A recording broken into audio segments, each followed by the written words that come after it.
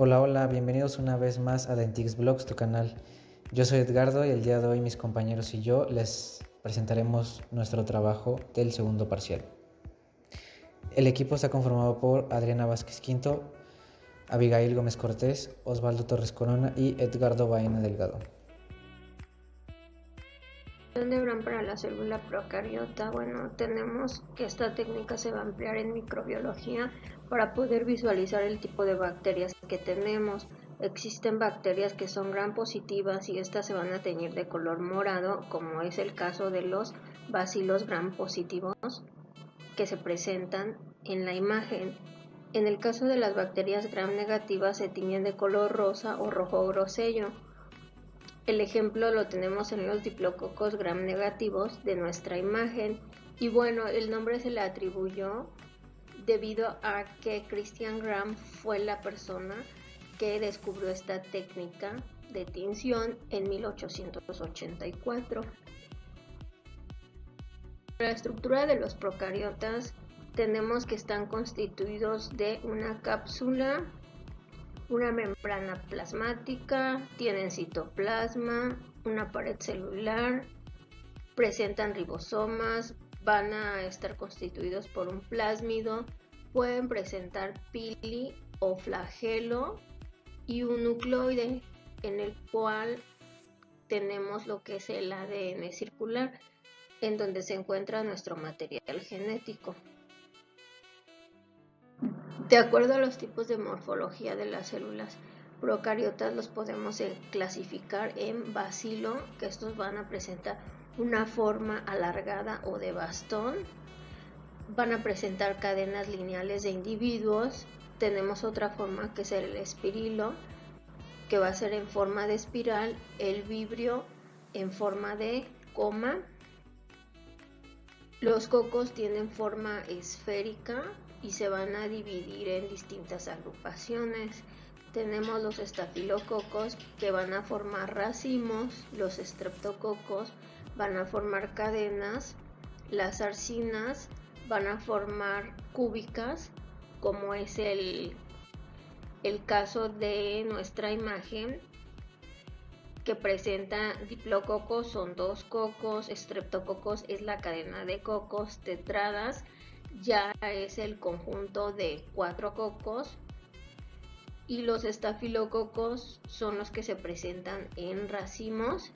Las arcinas van a tener formas cúbicas y vamos a tener también bacilos, diplobacilos que van a ser 2 bacilos, estreptobacilos que ya va a ser una cadena de bacilos, y los cocobacilos.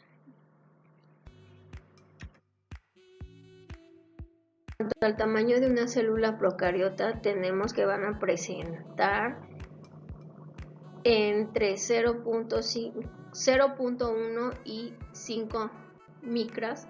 Las células procariontas son más pequeñas que las eucariontas. En cuanto a la talla, es más pequeña la procariota. Esto va a permitir que los iones y las moléculas orgánicas que van a entrar a la célula se puedan desplazar rápidamente a otras partes de la célula. En cuanto a las dimensiones de Escherichia coli, tenemos que es una bacteria gram negativa que va a tener forma de bacilo, un tamaño de 0.5 a 3.4 micras, se va a agrupar en cadenas y va a sobrevivir en un pH de 6.7.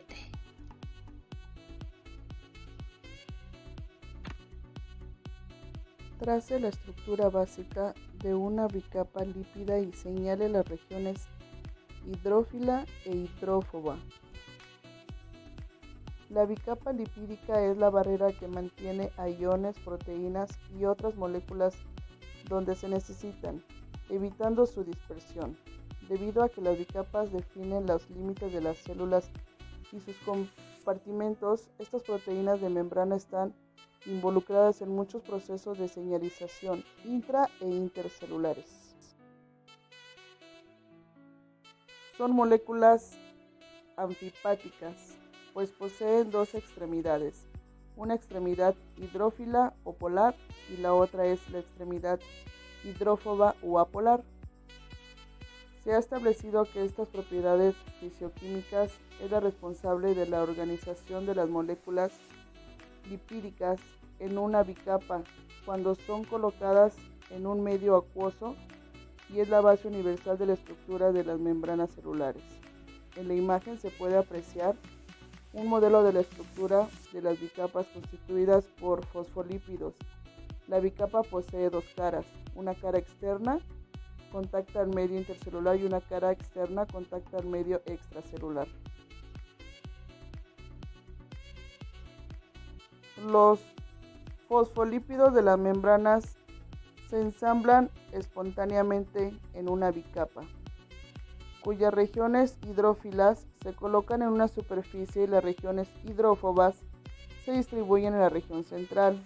Esta distribución puede ser identificada en las micrografías electrónicas de transmisión, en las cuales la membrana se observa como un complejo trilaminar cuyas regiones hidrófilas periféricas se evidencian con una marcada electrodensidad y las regiones hidrófobas se identifican gracias a su escasa electrodensidad, es decir, la imagen trilaminar revela dos bandas periféricas muy oscuras y una banda central clara.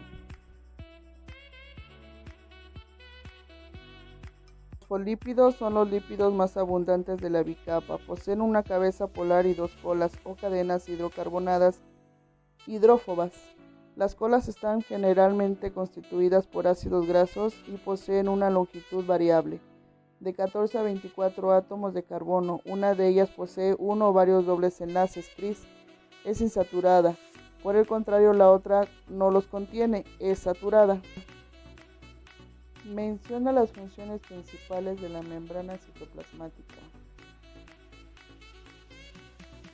Limitación. Define y protege mecánicamente a la célula, distinguiéndola fuera de la dentro y una célula de otra. Además, es la primera barrera de defensa frente a otros agentes invasores. Administración. Su selectividad le permite dar paso a las sustancias deseadas en las células y negar el ingreso a las indeseadas, sirviendo de comunicación entre el afuera y el adentro a la vez de la fiscal de dicho tránsito. Preservación. A través del intercambio de fluidos y sustancias, la membrana permite mantener estable la concentración de agua y otros solutos en el citoplasma, mantener su pH nivelado y su carga electroquímica constante. Comunicación. La membrana puede reaccionar ante estímulos provenientes del exterior, transmitiendo la información al interior de la célula y poniendo en marcha procesos determinados como la división celular, el movimiento de las células o segregación de las sustancias bioquímicas. ¿Por qué una célula no puede depender solamente de la difusión simple como formación de adquirir sus nutrientes? El transporte celular es el intercambio de sustancias entre el interior celular y el exterior a través de la membrana celular o el movimiento de las moléculas dentro de la célula. Este tipo de transporte se da cuando las moléculas se desplazan por causa de gradientes de concentración, electricidad, presión, es decir, se mueve de la zona más concentrada a la menos concentrada. Este desplazamiento no requiere de energía adicional, por lo cual recibe el nombre de transporte pasivo. La difusión simple significa que las moléculas pueden pasar directamente a través de la membrana. La difusión siempre es a favor de una gradiente de concentración. Está limitada a la máxima concentración posible en el interior de la célula o en el exterior si se trata de un producto de desecho. Difusión facilitada. Algunas moléculas son demasiado grandes como para difundir a través de los canales de la membrana y demasiado insolubles en los lípidos como para poder difundir a través de las capas de fosfolípidos. Tal es el caso de la glucosa y algunos otros monosacáridos. La osmosis es el tipo especial de transporte pasivo en el cual solo las moléculas de agua son transportadas a través de la membrana. El movimiento de agua se realiza dentro de un punto en el que ya mayor concentración en uno de los menos para igualar concentraciones. ¿Por qué el daño físico a la membrana citoplasmática puede ser mortal para la célula? Las células tienen mecanismos que reparan el daño en el ADN, pero si este es demasiado intenso para ser corregido, la célula inicia su programación de suicidio y muere por apoptosis. La isquemia, disminución de flujo sanguíneo en un tejido, es la causa más común en lesiones celulares de la medicina clínica, en contraste con la hipoxia, en la que puede continuar una generación de energía por glucólisis anaerobia, aunque menos existen por las vías oxidativas. La isquemia compromete también la liberación de sustancias para la glucólisis. La pérdida del ATP lleva al fracaso muchos sistemas celulares dependientes de energía. 1. Bombas iónicas. 2. Agotamiento de los depósitos de glucógenos. 3. Reducción de la síntesis de proteínas. Las procariotas presentan al menos 3 mecanismos de transporte de nutrientes al interior de la célula. En nuestro organismo, los mecanismos que permiten las sustancias atravesar las membranas son esenciales para la vida y para la comunicación de las células, ya que éstas necesitan expulsar los desechos del metabolismo, adquirir los nutrientes del medio extracelular, enviar mensajes químicos a otras células adyacentes, etc. Todas estas acciones se realizan gracias a las características físicas, químicas y bioquímicas de la membrana celular. Transporte pasivo. Depende de la energía cinética de las partículas de la materia, ya que es el movimiento de sustancia a través de la membrana plasmática que va a favor de la gradiente en concentración, es decir, desde un medio de mayor concentración hacia uno de menor concentración, y ocurre espontáneamente y sin gastos de energía.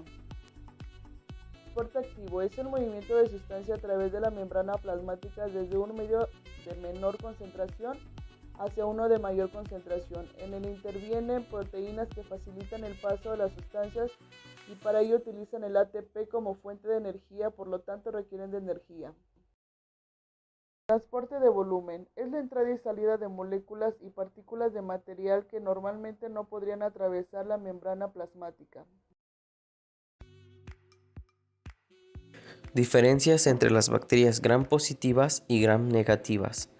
Las bacterias gram positivas poseen una pared celular interna y una pared celular peptidocluno. En cambio, las negativas poseen una pared celular más completa. Las positivas no cuentan con una membrana externa y las negativas tienen una membrana externa que forma un saco rígido alrededor de la bacteria. Las gram positivas tienen una red de mureinas que están bien desarrolladas y pueden llegar a tener hasta 40 capas. En cambio, las gram negativas cuentan solamente con una capa.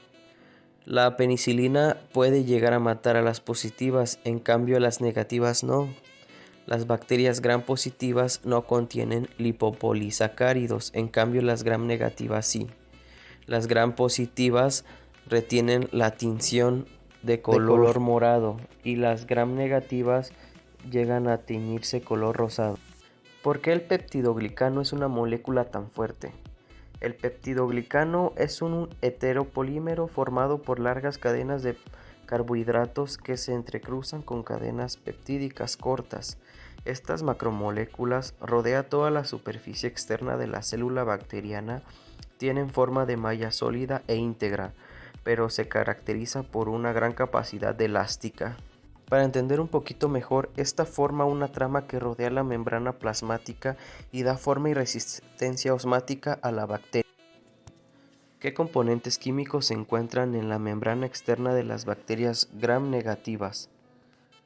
Las bacterias gram negativas se observa por fuera del saco de Numeira una capa semejante a la membrana celular, por lo que se ha dado en llamarla membrana externa. Es composición compleja y en ella intervienen fosfolípidos, proteínas y lipopolisacáridos.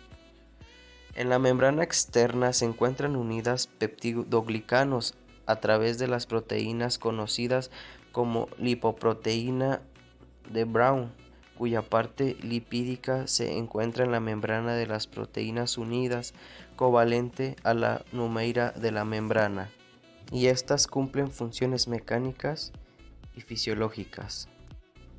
¿Qué componentes de la célula gram negativas tienen propiedades de endotoxina?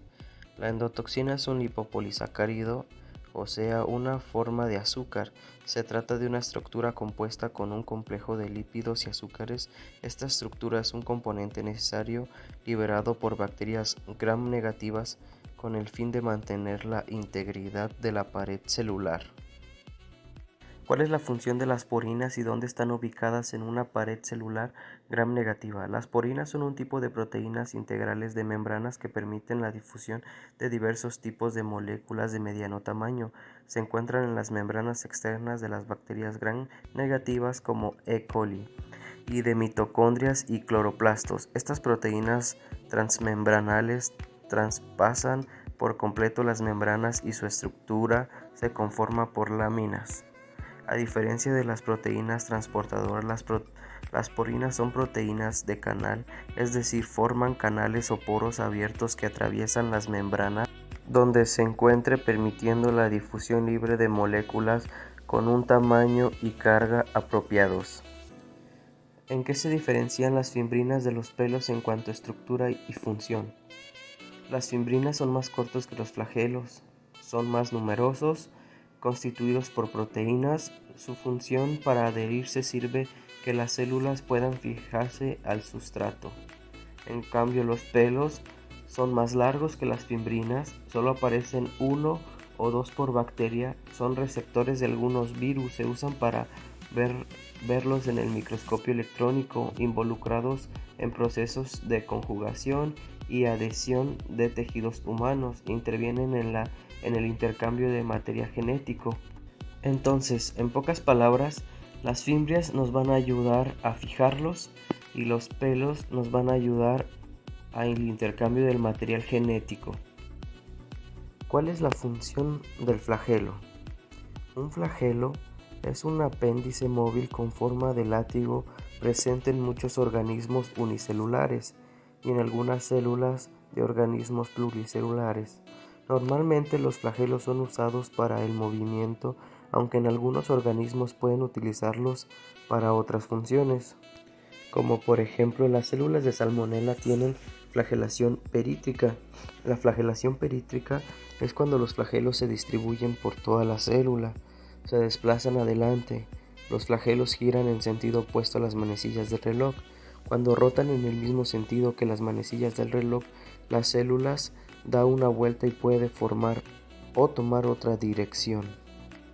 También están las células pseudónomas, tienen flagelación polar. La flagelación polar, cuando existe un flagelo que puede salir de uno o de dos extremos de la célula, los flagelos rotan en sentido de las manecillas del reloj para desplazar la célula hacia adelante.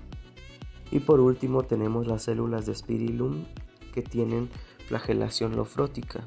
Las bacterias lofróticas tienen múltiples flagelos situados en el mismo punto o en dos puntos opuestos, que actúan en concierto para conducir a las bacterias en una sola dirección.